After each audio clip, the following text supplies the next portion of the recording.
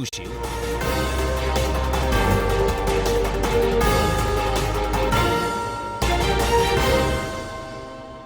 Bonjour à toutes et à tous, bienvenue sur KTV, Kwezi FM, le 106.9 pour un temps de parole en direct à la radio, à la télévision, sur l'infokwezi.fr, sur le live Facebook de KTV, sur le Hertzien, sur le satellite, mais aussi sur toutes les box de Mayotte. Vous êtes très nombreux à nous écouter, à nous regarder, à nous lire. Ça nous fait très plaisir, mais ça nous met un peu la pression quand même.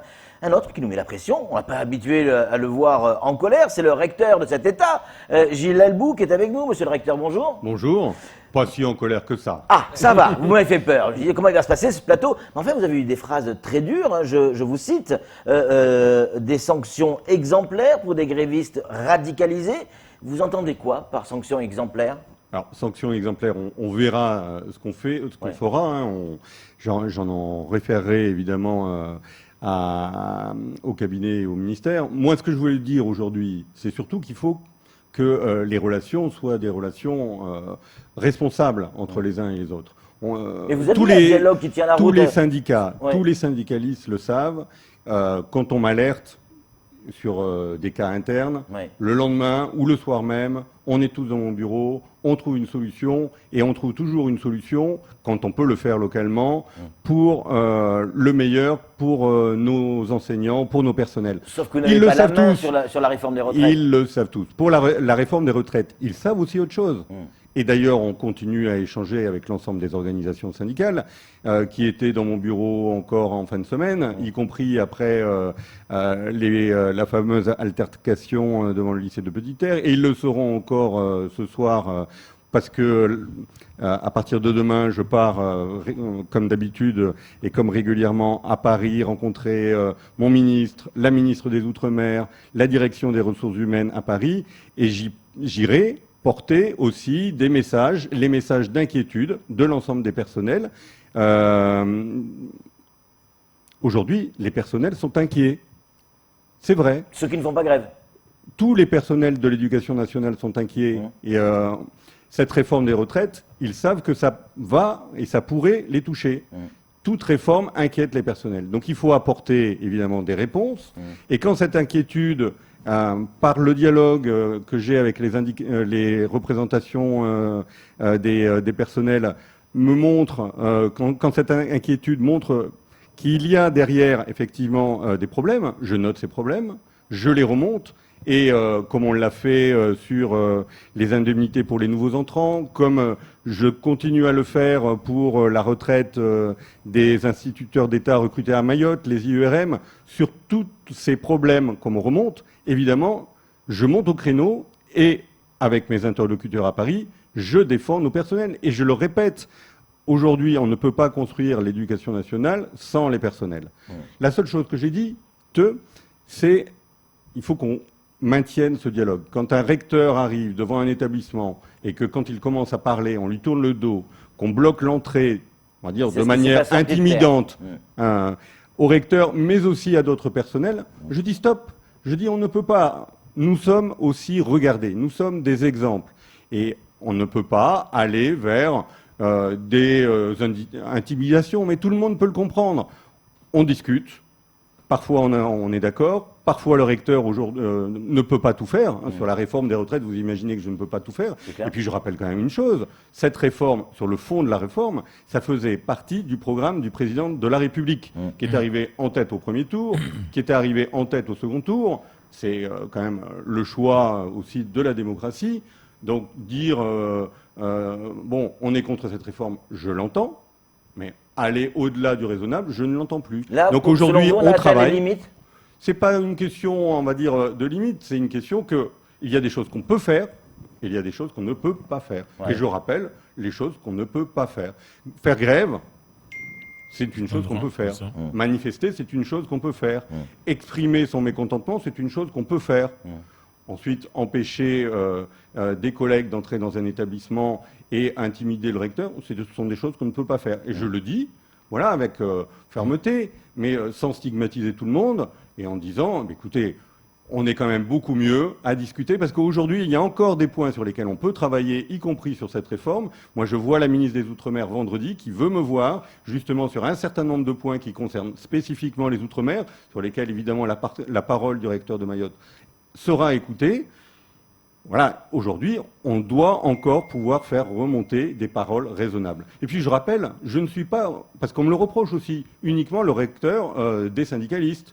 Parce que vous entendez plutôt bien avec les syndicats. Et je m'entends très très bien avec eux, mais il y a aussi des personnels aujourd'hui qui ne font pas grève, il y a des personnels qui soutiennent le gouvernement, donc il faut rester mesuré. Aujourd'hui, j'écoute l'ensemble des personnels, il y a de la grogne, il y a de l'inquiétude, il faut y répondre, il faut les écouter, et puis rester dans des rapports cordiaux comme on l'a été depuis le début. Donc moi j'appelle quand même tout le monde à un peu d'apaisement. Certains ont voulu faire un coup devant le lycée de Petite-Terre. Je dis juste que nous devons aussi, nous, être exemplaires. On nous regarde et on ne peut pas faire aujourd'hui des choses qu'on reprocherait à d'autres demain. Je sais que les organisations syndicales n'aiment pas que je dise ça. Mais si, imaginons, dans un mois ou dans 2 mois, on a des groupes xénophobes qui pratiquent, qui ont les mêmes comportements, qui bloquent les établissements parce qu'ils leur refusent, je ne sais quoi, qu'on scolarise les élèves de nationalité étrangère, évidemment, on trouverait ça un petit peu déraisonnable. Hein. Eh bien, de la même manière, même si sur cette question des retraites, et je le dis encore, je comprends l'inquiétude, je partage les craintes de nos personnels, il y a un certain nombre de comportements qu'on ne peut pas faire parce que demain, je ne pourrai pas le reprocher à d'autres qui les pratiqueraient pour d'autres raisons. Gilles Albout, à la minute où on parle, là, pendant qu'on discute, le rectorat est fermé, cadenassé. Je crois même que Ousmane va pouvoir nous montrer les photos. Voilà, cadenasser un rectorat, ça veut dire qu'on ne peut plus rentrer, ni sortir du reste. C'est ça un gréviste radicalisé, on voit les images là. C'est ça un gréviste radicalisé pour vous? Alors, moi je ne sais pas aujourd'hui qui est derrière ceci. Moi, ce que je dis, c'est qu'à chaque fois qu'on ferme un établissement public, à chaque fois qu'on ferme une école, ça me choque. Voilà. Aujourd'hui, à Mayotte, on est là pour ouvrir les écoles et on est là pour défendre le service public. Et c'est quelque chose qu'on partage avec les organisations syndicales. Faisons aussi attention aux symboles. On nous regarde là aussi. On défend le service public. On le défend tous. Eux à leur manière, quand évidemment ils défendent les personnels. Moi à la mienne, quand je valorise effectivement les actions. Et d'ailleurs, j'ai envie de dire, souvent ce sont les mêmes collègues qui se démènent corps et âme, qui travaillent plus que leurs heures, qui défendent leurs élèves, qui innovent pédagogiquement. Et ce sont les mêmes aussi qui revendiquent parce que, évidemment, il y a un certain nombre de choses aujourd'hui sur lesquelles il faut qu'on travaille. Et notamment les salaires pour les collègues qui entrent dans le métier. Mais ça, on aurait dû le faire depuis 20 ans. Depuis 20 ans, on aurait dû revaloriser les salaires des jeunes collègues qui, pendant 10 ans, vont plafonner. Et aujourd'hui, on manque d'attractivité. Le métier d'enseignant manque d'attractivité. Et pas que à Mayotte. On a du mal à recruter des professeurs de mathématiques partout. Et pourquoi ? Parce qu'on aurait dû, depuis longtemps, se pencher sur cette question. Le ministre s'y penche. On regrette tous que ceci arrive trop tard, que ceci soit corrélé à la réforme des retraites. Et les syndicats me l'ont dit, et je le comprends. Aujourd'hui, la priorité du gouvernement maintenant et la priorité de notre ministre, c'est d'avoir le maximum de moyens pour enfin revaloriser les salaires de nos personnels et en particulier les jeunes. Et c'est ce qu'il fait. Ouais. Et de ce point de vue-là, il le fait en parfaite coordination et en dialogue avec les organisations syndicales. C'est comme ça qu'il faut le faire et c'est comme ça que nous le faisons évidemment à Mayotte. Kamar Boura, une question. Oui, une autre question pour sortir un peu de là. Monsieur le recteur, au début d'année, avec le préfet, avec le tribunal, vous avez décidé que vous allez renforcer en tout cas le dispositif de sécurité dans des établissements un peu sensibles, si on peut dire comme ça. La semaine dernière, on a eu 2 fois dans la semaine des élèves venus du lycée Nord de Mamoudzou pour venir manifester devant le recteur, le rectorat et en même temps devant le commissariat. Où est-ce qu'on en est aujourd'hui, pardon, et en même temps, est-ce que c'est là où il faut réagir, où il faut taper fort? Alors, la sécurité des élèves, c'est l'affaire de tous. C'est l'affaire, évidemment, de l'éducation nationale quand les élèves sont dans leurs établissements. C'est c'est l'affaire, évidemment, des forces de l'ordre qui doivent sécuriser l'ensemble du territoire. C'est aussi l'affaire des parents. Je dis, c'est l'affaire du conseil départemental qui s'occupe des transports, c'est l'affaire des mairies qui ont des polices municipales. Vous l'avez dit, c'est l'affaire de tous. C'est l'affaire de tous. Et pour justement montrer ceci, nous serons au LPO de Kawini dans quelques heures, avec le préfet, avec l'ensemble justement des représentants des collectivités territoriales, de l'État, des forces de l'ordre, je l'espère aussi des élèves et évidemment les personnels des lycées, pour trouver des solutions. Nous avons déjà identifié des solutions. Enfin, vous imaginez qu'on ne peut pas aujourd'hui partir du principe que on va chercher les enfants devant chez eux en bus, et escorter les bus par des cordons de gendarmerie, les déposer à l'entrée sous escorte, les faire entrer. Il faut aussi, et c'était le but du groupe de travail que nous avons lancé avec la directrice de l'ARS et avec le procureur, que cette histoire de violence ce soit l'affaire de tous. Ouais. Donc sur le LPO de Mamoudzou, nous sommes en train de trouver des solutions. J'ai discuté pendant le week-end avec les représentants de la mairie pour que la MJC soit ouverte le matin quand les élèves arrivent. Vous voyez, on est en train de trouver des solutions pour tous ces élèves. Mais on ne peut pas mettre un gendarme derrière chaque élève. Ce n'est pas possible. Mais est-ce que là mais aussi tout ce qu'on peut faire, on le fera. Mais est-ce que là, votre fermeté aussi va jouer? Est-ce qu'aujourd'hui, ceux qui amènent la violence dans ces établissements, vous allez les punir sévèrement? Alors, c'est pas l'éducation nationale qui punit. Sauf mais si aujourd'hui, sauf si ce sont des élèves. Alors, nous, aujourd'hui, nos conseils de discipline, là aussi, ils sont exemplaires. Et au-delà des conseils de discipline, vous imaginez bien qu'il y a une violence qui ne vient pas que de l'école. Il y a aussi des élèves, il y a aussi des jeunes qui ne sont pas des élèves. Il y a même des moins jeunes qui caillassent les bus, et puis des très très jeunes qui sont encore sous la responsabilité des parents. Donc là encore, c'est l'affaire de tous. Et évidemment, la justice fait son travail. Nous, au niveau de l'éducation nationale, nous faisons aussi notre travail, mais je pense que derrière, il faut qu'il y ait une prise de conscience collective que ceci ne peut pas durer. Alors attention, vous parliez, on vient de parler de deux sujets quand même complètement différents. Je ne suis pas en train aujourd'hui, et j'espère que vous ne le faites pas non plus, de comparer la violence de ces jeunes avec, on va dire, quelques comportements un peu excessifs de collègues en colère, et pour lesquels je rappelle que la priorité, c'est le retour à l'apaisement et au dialogue. Cela étant dit, Gilles Albou, vous le disiez assez justement tout à l'heure, on nous regarde. Oui, on nous regarde. Est-ce que la violence extrascolaire, est-ce que la violence scolaire, parce que parfois il y en a, on le sait, est-ce que ces grèves à répétition, ces actions qui sont menées, ces problèmes d'électricité, est-ce que tout ça peut avoir des conséquences sur l'envie de Paris de nous donner les moyens de développer notre rectorat ? Objectivement, c'est sûr que tout ceci n'est pas bon. Alors, tout ceci n'est pas bon. C'est pas des bons signes qu'on envoie, en tout cas. Ce ne sont pas des bons signes, mais je le dis quand même aussi, on envoie des très très bons signes. Et comme je le disais avant, on a des équipes pédagogiques qui sont mobilisées pour nos jeunes, justement. Et c'est la raison pour laquelle je voulais vraiment aller à Petite-Terre et qu'on y est allé pour montrer ce qui se faisait dans le cadre de cette journée de la voie professionnelle, les métiers autour de l'aéronautique, les métiers autour de la sécurité, les métiers autour de l'accueil. On a parlé de tout ça. Et comme je l'ai dit, les mêmes qui aujourd'hui s'inquiètent sur leur avenir, s'inquiètent sur leurs conditions de travail et qu'on doit défendre, les mêmes sont pleinement investis. Et je pense qu'il faut qu'on montre ces deux côtés, qu'on montre pas que, voilà, à Mayotte, il y a du rattrapage à faire. À Mayotte, il y a des choses effectivement qui ne vont pas encore complètement. Mayotte est un département jeune. Il y a beaucoup de choses à rattraper. Mais de l'autre côté, Mayotte est aussi un département très dynamique. Et moi, si je me plais beaucoup ici, c'est que chaque jour, je vois des collègues Je vois aussi des élus, des responsables qui sont super motivés, qui s'impliquent énormément pour l'île. Alors tout ça, ça bouillonne. Ouais. Des fois, ça bouillonne un peu trop. Ouais. Voilà, donc il faut un peu calmer les choses, parce que le bouillonnement, c'est bien, l'excès, c'est moins bien.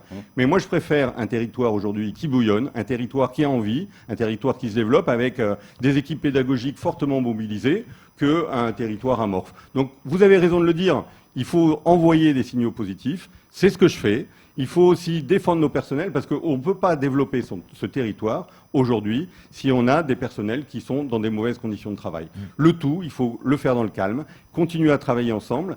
Le recteur, il doit défendre l'ensemble des personnels et toutes les organisations syndicales, interrogez-les, elles pourront vous dire aujourd'hui qu'à chaque fois qu'on me sollicite, les portes sont ouvertes et que s'il y a des décisions que je dois prendre, je les prends toujours dans l'intérêt des personnes. Camar, une dernière question sur les événements, les derniers événements, et après on va parler des concours parce qu'il y en a. Exactement. On regrette tout ce qui s'est passé. Pardon, Gilles Albou, à Taharano. On a eu des filles, aujourd'hui des élèves qui sont en internat, qui ont eu peur, qui ont eu la peur de leur vie. Oui. On a des enseignants qui sont inquiets. Et quel message vous leur avez passé? Et est-ce qu'aujourd'hui, ils vont pouvoir être protégés, surtout les filles qui sont en internat? Alors, d'abord, on a réparé tout ce qui pouvait être réparé, tout ce qui devait être réparé, puisque ces jeunes ont détruit des clôtures, sont entrés. Donc, c'était la priorité. Évidemment, et vous l'avez vu toute la semaine dernière, les forces de gendarmerie se sont énormément mobilisées. Je pense que ça a permis aussi de faire baisser la tension. J'ai entendu aussi que les élus se sont mobilisés et ont appelé aussi au retour au calme. Et on le voit, le calme, pour l'instant, est revenu. C'est peut-être précaire, mais en tout cas, on fera en sorte que, justement, avec l'ensemble des acteurs, que ce calme dure. Et puis, au-delà de ce dont vous parlez, le message que j'ai adressé au personnel, c'est là aussi, c'est l'exemplarité. On ne doit pas reculer devant la terreur.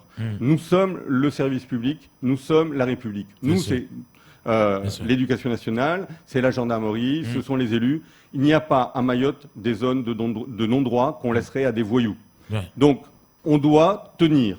Évidemment, j'ai envoyé des messages de sympathie. Il y aura des aides spécifiques, évidemment, pour cet établissement qui a souffert. Bien sûr. Mais aussi, on doit tenir bon. On doit tenir bon pour Mayotte et pour défendre les principes de la République. Les concours, je voudrais qu'on en parle. Alors, ce ne sont pas des concours, ce sont des examens. Des examens, dont vous allez parler. Excusez-moi. Rassurons ces jeunes. Aujourd'hui, cette semaine commencent les épreuves communes de contrôle continu. C'est ça. C'est le bac nouvelle formule qui donne une plus grande part au travail régulier, les contrôles continus, et aussi qui s'adapte aux conditions d'entrée dans l'enseignement supérieur. Je le rappelle, qu'est-ce que le bac ? Le bac, c'est le premier diplôme universitaire. C'est le diplôme d'entrée dans l'enseignement supérieur. Le bac, c'est un diplôme dont le jury est présidé par un universitaire. C'est le passeport pour entrer dans l'enseignement supérieur. Or, aujourd'hui, il ne suffit pas de montrer son bac et toutes les portes s'ouvrent. On le sait. Et d'ailleurs, en ce moment, les jeunes le savent très bien. Parcoursup a ouvert. Les jeunes font leurs vœux sur Parcoursup. Et qu'est-ce qu'on leur demande sur Parcoursup? On ne leur demande pas leur bac puisqu'ils ne l'ont pas. Ils vont être sélectionnés, ils vont être évalués sur leurs résultats, principalement de première et de terminale. Eh bien, cette réforme du baccalauréat, en formalisant un certain nombre d'examens en première et terminale, va donner plus de rationalité, plus de cadre à cette évaluation, puisqu'on pourra s'appuyer justement sur ces évaluations nationales, sur ces épreuves continues communes, c'est-à-dire tirées de sujets qui ont été rédigés nationalement, que les enseignants pourront choisir en fonction de l'évolution de leur cours. Et moi, j'ai une chose à dire à tous les élèves, c'est que s'ils ont travaillé régulièrement, tout va bien se passer. Et puis, la note, c'est 1,6% de la note totale du bac, donc pas trop de stress, mais un petit peu quand même, parce qu'il faut que ces jeunes comprennent que le travail, c'est toute l'année, c'est tous les jours. Et donc, c'est un premier test. Et puis, il y en aura d'autres. Mais les derniers conseils, quels conseils on peut donner aux enfants, mais aussi aux parents? Parce que les parents, monsieur le recteur, sont aussi inquiets pour les gamins. Alors, ils ont raison. Ouais. Ils ont raison, les parents, et moi, là aussi, je dis, des parents qui s'inquiètent de l'avenir de leurs enfants, ils ont fait déjà le premier pas. Ça veut dire qu'ils vont s'informer sur l'orientation de leurs enfants. Ils vont aussi les suivre et ils vont aussi les inciter à travailler régulièrement. Donc, c'est bien. Il faut, quand on est parent, aussi pousser les enfants à travailler régulièrement et pousser les enfants à réfléchir assez rapidement à se projeter sur un avenir, sur un métier. Et puis, ils s'inquiètent très bien, enfin, pas trop de stress, je le rappelle. C'est sur les 3 épreuves qu'ils vont passer dans les jours qui arrivent. Ce sont 3 épreuves, chacune coefficient 5, et chacune de ces épreuves, c'est 1,6% de la note terminale. Ouais. Donc, c'est important, mais c'est ça pas peut faire non plus... basculer, 1,6. Ça peut faire basculer. C'est 1,6%. Oui, donc d'accord. vous voyez que 1 point sur 1,6%, voilà, ça. Et puis encore une fois, ce n'est pas un concours, c'est le bac. Et c'est évidemment une manière de contrôler qu'on a travaillé régulièrement. Donc moi, ce que j'ai envie de dire à tous ces jeunes, c'est courage, travaillez, pas trop de stress, et puis bonne chance. Merci beaucoup et on vous souhaite bonne chance aussi à vous, parce que vous en avoir besoin dans les jours qui viennent, c'est mon petit doigt qui me le dit. Merci, et puis je reviendrai vous voir à mon retour de Paris avec, je l'espère, des bonnes nouvelles pour nos personnels et des bonnes nouvelles pour le territoire. Vous savez qu'on en a déjà rapporté pas mal, des bonnes nouvelles, des classes prépa, des formations qui ouvrent et aussi des bonnes nouvelles pour nos personnels. Et on continue. Et pour apporter ces bonnes nouvelles, évidemment, il faut rapporter l'inquiétude des personnels, mais aussi rapporter leur énergie. Saluez bien Annick Girardin, ministre des Outre-mer, de la part des Mahorais. Merci, Je le ferai. merci Gilles Albou. Allez, c'est tout pour ce temps de parole. Tout de suite, la suite de nos programmes.